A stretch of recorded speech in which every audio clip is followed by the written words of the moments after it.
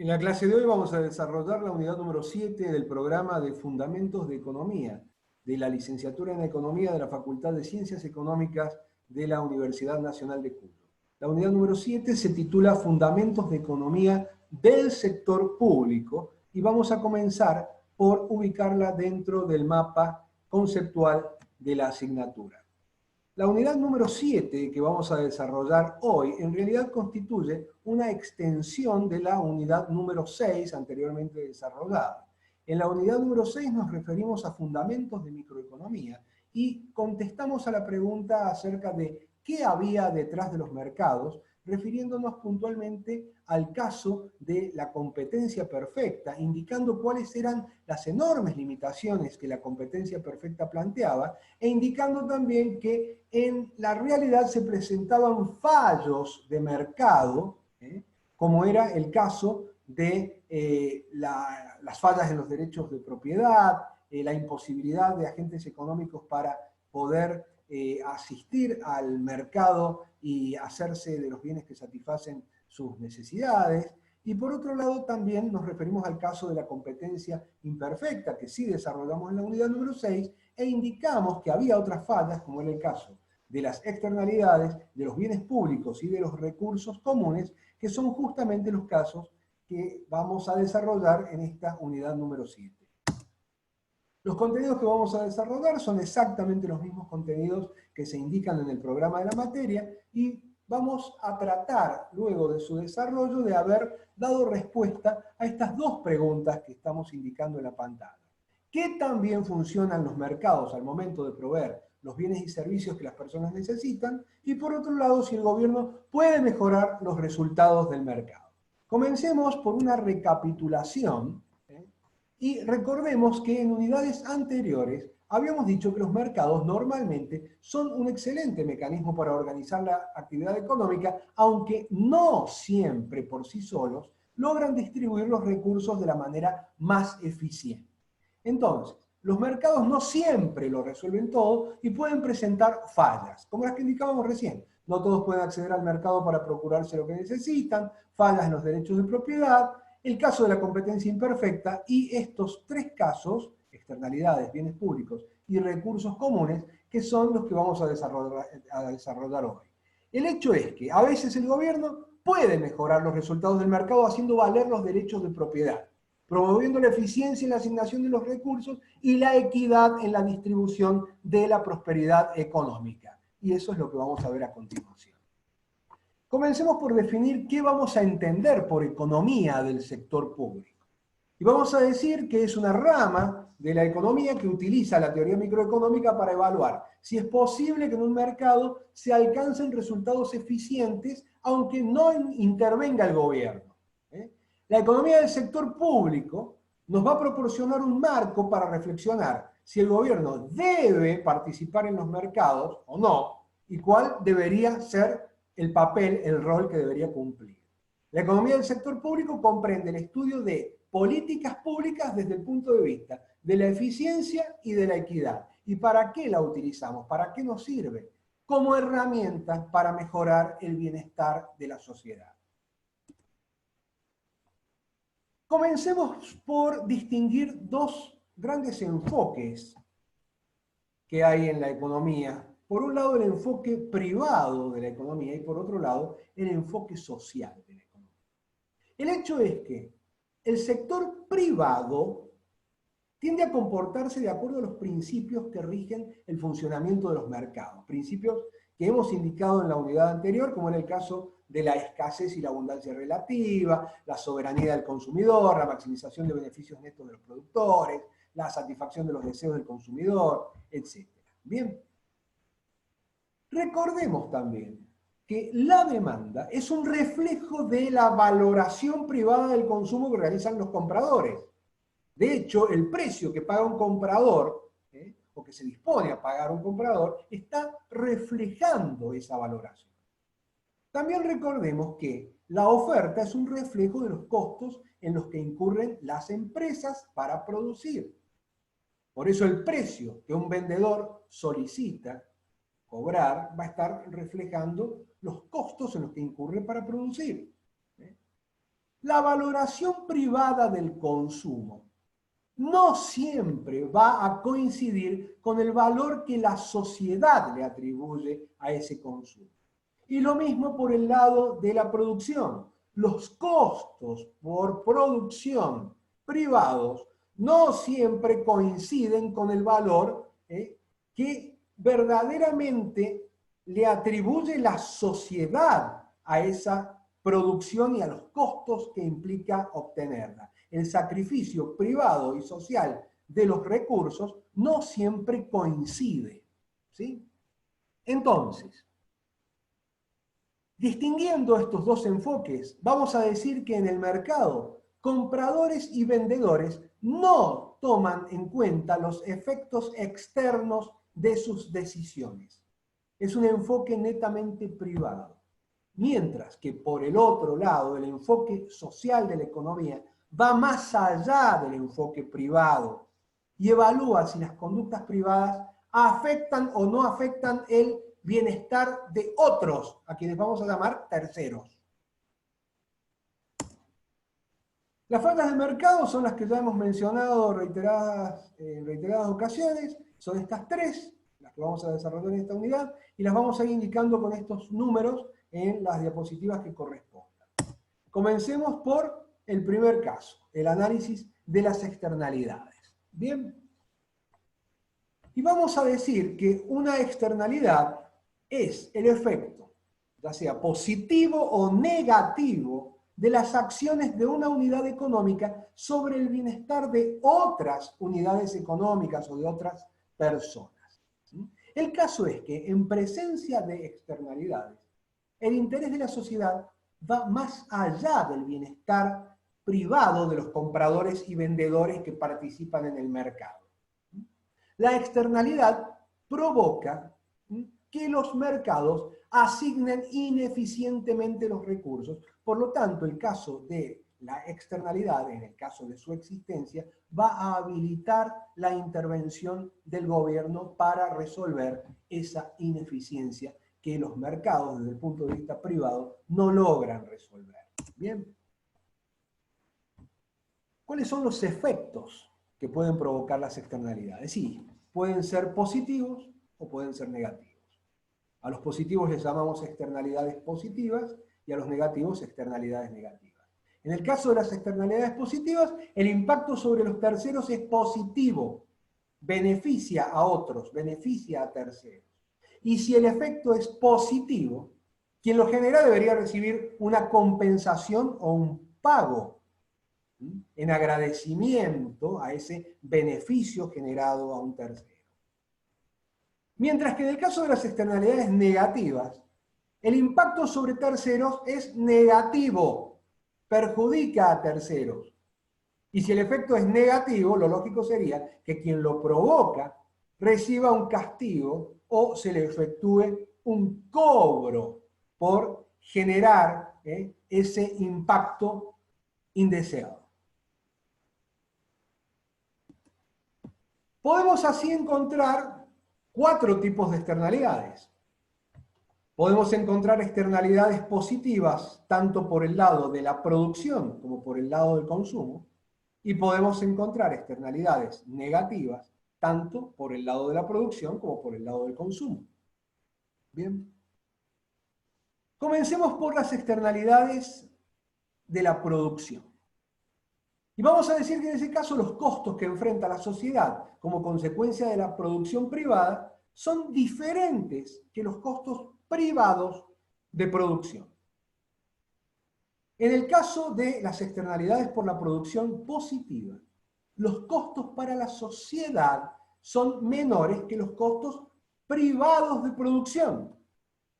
En el caso de las externalidades negativas por el lado de la producción, los costos para la sociedad son mayores que los costos privados de producción. Vayamos ahora por el lado del consumo. Otra vez, podemos encontrar externalidades positivas y negativas, como dijimos. Externalidades positivas por el lado del consumo van a ser aquellas en las que la valoración social del consumo es mayor que el valor que los privados le atribuyen a ese consumo. Y en el caso de las externalidades negativas, la valoración social del consumo va a ser menor que el valor que los privados le atribuyen al consumo. Es decir, que va a haber externalidades por el lado del consumo cuando la valoración que realiza la sociedad del consumo no coincida con el valor que los privados le atribuyen a ese consumo. Y demos algunos ejemplos. Y comencemos por el caso de las externalidades positivas. Positivas tanto por el lado de la producción como por el lado del consumo. Dos ejemplos típicos de externalidades positivas por el lado de la producción son la instalación de colmenas. ¿Cuál es el efecto positivo que genera? Y las colmenas, las abejas, contribuyen a la polinización de los frutales de las fincas circundantes. O sea que el apicultor estaría generando un beneficio, un efecto positivo a los propietarios de esas fincas. Otro ejemplo de externalidad positiva por el lado de la producción sería el caso del desarrollo de una nueva tecnología. ¿Por qué? Porque una nueva tecnología desarrolla nuevos conocimientos, crea nuevos conocimientos que otras personas pueden utilizar. O sea que está derramando, está generando un efecto favorable, positivo sobre otros, sobre terceros. Ejemplos de externalidades positivas por el lado del consumo. Y demos un par de ejemplos típicos. Uno, la vacunación antigripal. Quien se vacuna contra la gripe le genera un beneficio a terceros porque evita que se contagien. Y lo mismo podríamos decir del caso de la educación. Supongamos el caso de la educación escolar. Quien se educa se constituye en un individuo mejor informado, cívicamente más responsable, y es de esperar que el día de mañana esos individuos voten de una manera más racional y tengamos un mejor gobierno para todos. Demos ahora ejemplos de externalidades negativas por el lado de la producción y por el lado del consumo. Comencemos por las externalidades negativas y por el lado de la producción. Ejemplo típico, el de la contaminación. El caso de una fábrica que arroja sus residuos a un río y contamina las aguas de ese río donde hay personas que se bañan, aguas de ese río que se utilizan para riego, y bueno, luego también esa agua la utilizamos para beber, aunque previamente se la filtra. Pero está generando un efecto negativo sobre otros a partir de su conducta, la de arrojar los residuos que genera a un río. Otro ejemplo típico de externalidad negativa por el lado de la producción es el del smog que generan los colectivos. Contaminan el aire que otros respiran. ¿Bien? Por el lado del consumo, externalidades negativas. Fumar. Quien consume cigarrillos no solo daña su propia salud, sino que también provoca enfermedades a otros que no fuman y que se desenvuelven en su entorno. Otro ejemplo sería el caso del consumo de vino en exceso. Genera efectos negativos sobre terceros, como es el caso de los accidentes. ¿Bien? Ahora veamos de qué manera el gobierno puede hacer algo al respecto para que estos efectos sobre terceros, que no son considerados desde el punto de vista privado, lo sean. Vamos a hablar de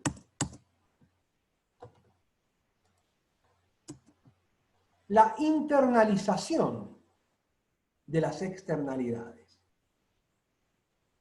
Internalizar una externalidad consiste en cambiar los incentivos para que las personas tomen en cuenta los efectos externos de sus acciones y de sus conductas. Bien. podemos encontrar dos grandes grupos de soluciones a lo largo del desarrollo de la carrera. En otras materias las verán en mayor profundidad, pero cumplamos con indicar que esas soluciones pueden ser de tipo gubernamental o soluciones privadas. Y algo ya dijimos al respecto recién cuando nos referimos a qué teníamos que hacer con aquellos que generaban efectos negativos y con aquellos que generaban efectos positivos, ya fuera por el lado de la producción o del consumo. Las soluciones gubernamentales pueden consistir en cobrar un impuesto o imponerle un castigo, impuesto o castigo que refleje el costo externo que provoca, o pueden consistir también en regular a los mercados donde se generan esas externalidades negativas. En el caso de las externalidades positivas, las soluciones gubernamentales pueden consistir en otorgar un subsidio o ofrecerle una compensación que también refleje el beneficio externo provocado a quien lo genera. Y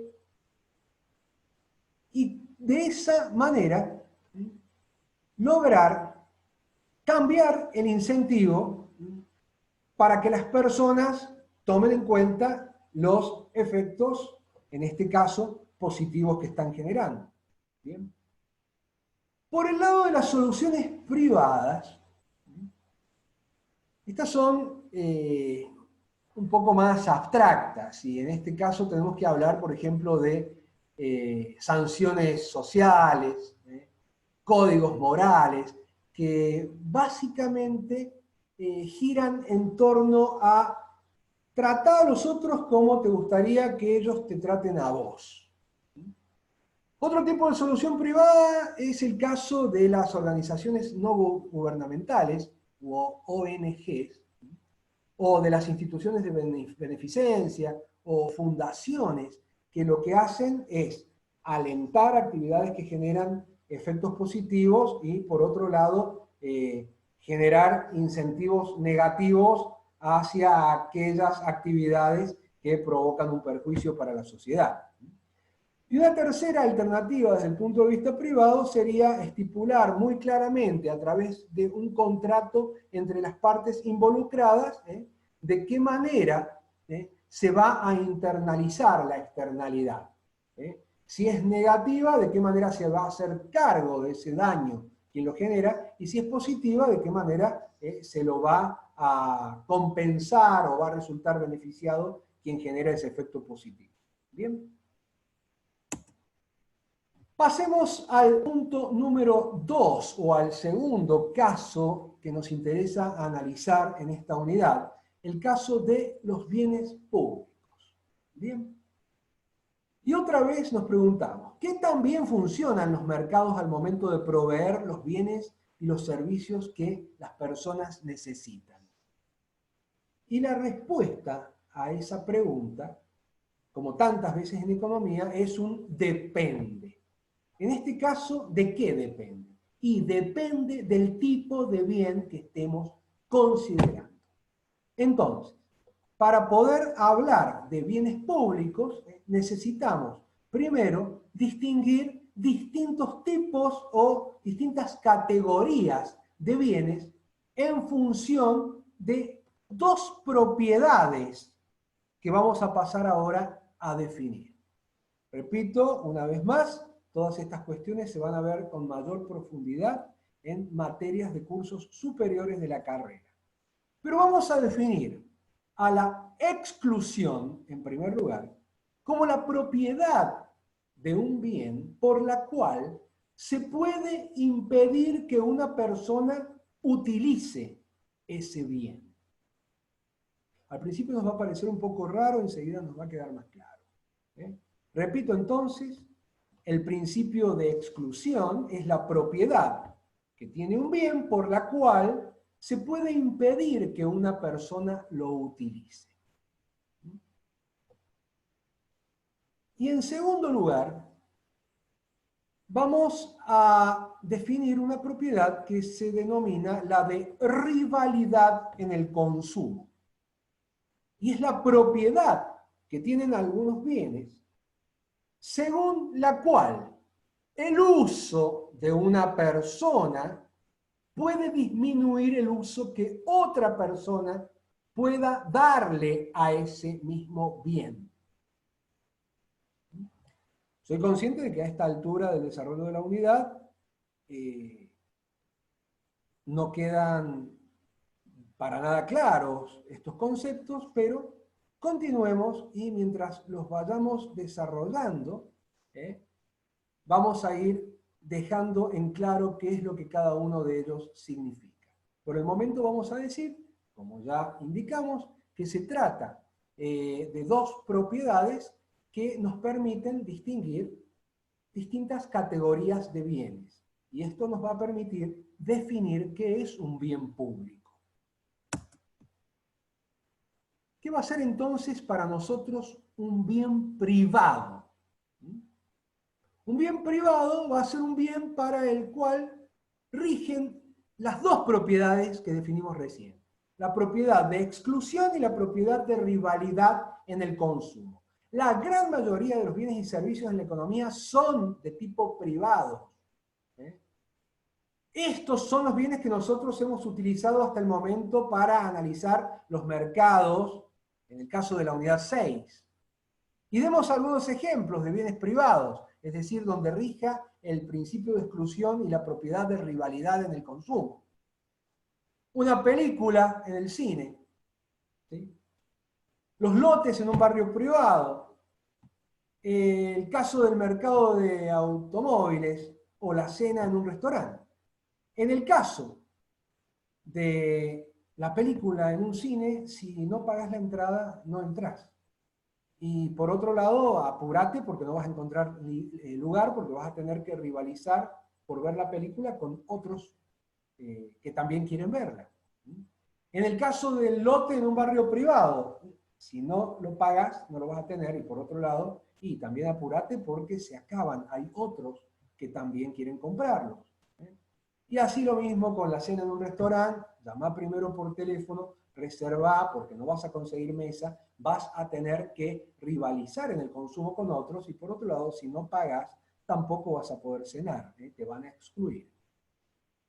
Entonces, ya estamos en condiciones de definir qué es un bien público. Creo que con los ejemplos que dimos recién quedó un poco más claro qué era lo que entendíamos por el principio de exclusión y la propiedad de rivalidad en el consumo. Veamos si haber definido los bienes privados nos facilita la definición de los bienes públicos. Vamos a decir que un bien público, a diferencia de un bien privado, es un bien para el que no rigen las propiedades de exclusión ni tampoco la rivalidad en el consumo, ya que no es posible evitar que las personas usen estos bienes públicos. Estos están disponibles para todos, libres de todo cargo, y el uso de este bien por parte de una persona no reduce la capacidad de otro para usarlo. Entonces, demos algunos ejemplos de bienes públicos. Las calles de una ciudad, con un tráfico normal, digamos. El alumbrado público, una plaza, una sirena para avisar de tsunamis en la playa de un país ubicado en la costa del Pacífico, un espectáculo de fuegos artificiales, o el caso de la Gendarmería Nacional. En todos estos casos, no podemos excluir a las personas del consumo, ni tampoco tienen que rivalizar por el uso o el consumo de esos bienes con otros consumidores. ¿Sí? Cualquiera puede transitar por una calle, haya pagado o no los impuestos o servicios. Cualquiera puede transitar por una vereda y gozar del alumbrado público independientemente de que haya pagado por los servicios municipales. Lo mismo con un espectáculo de fuegos artificiales.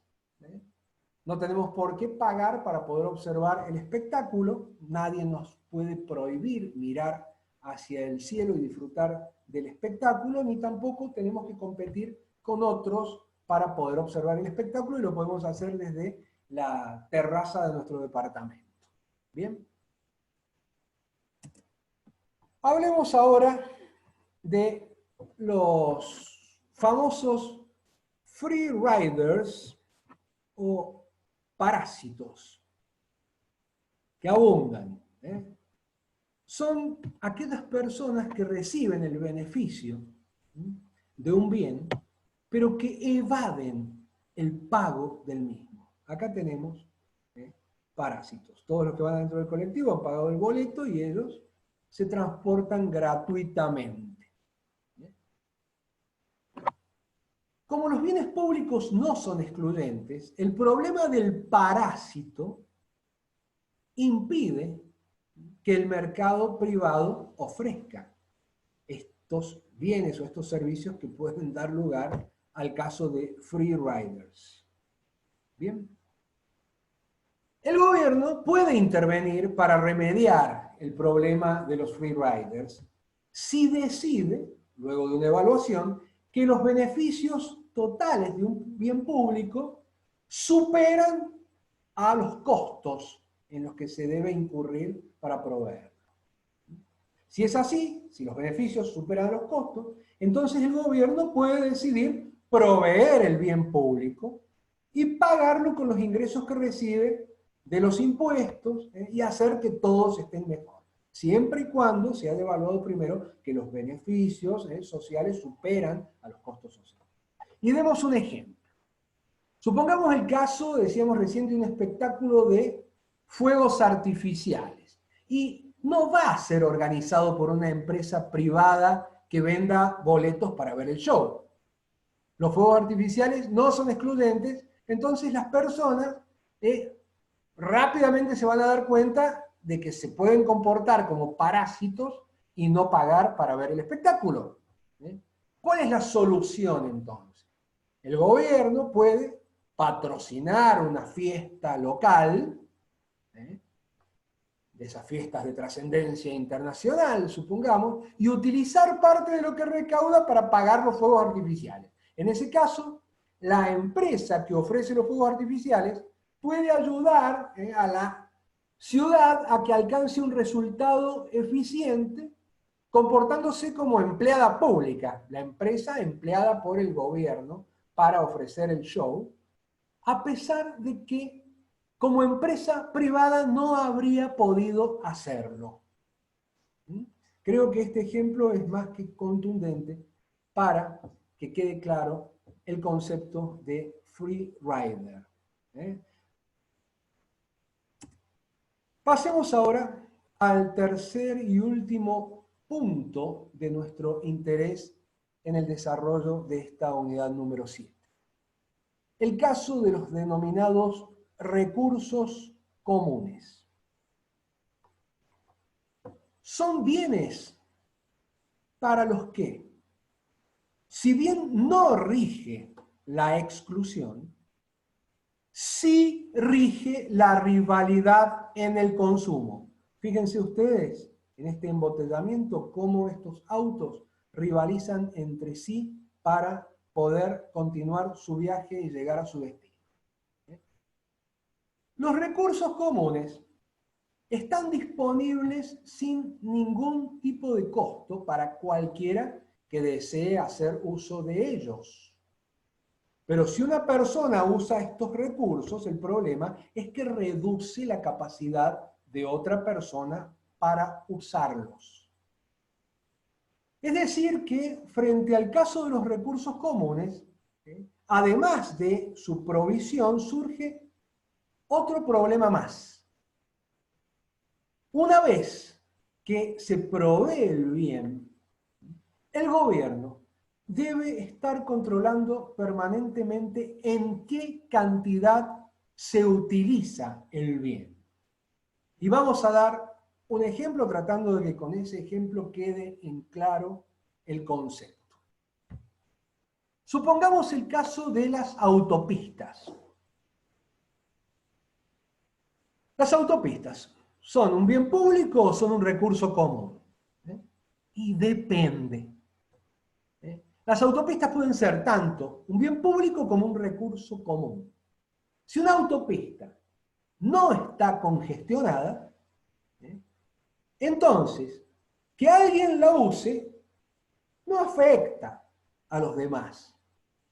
En este caso, el uso de esa autopista no es rival en el consumo y la autopista se comportaría como el caso de un bien público.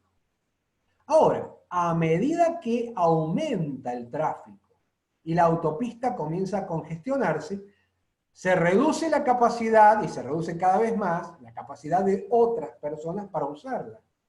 En este caso, la autopista comienza a congestionarse y se transforma en un recurso común. Bien.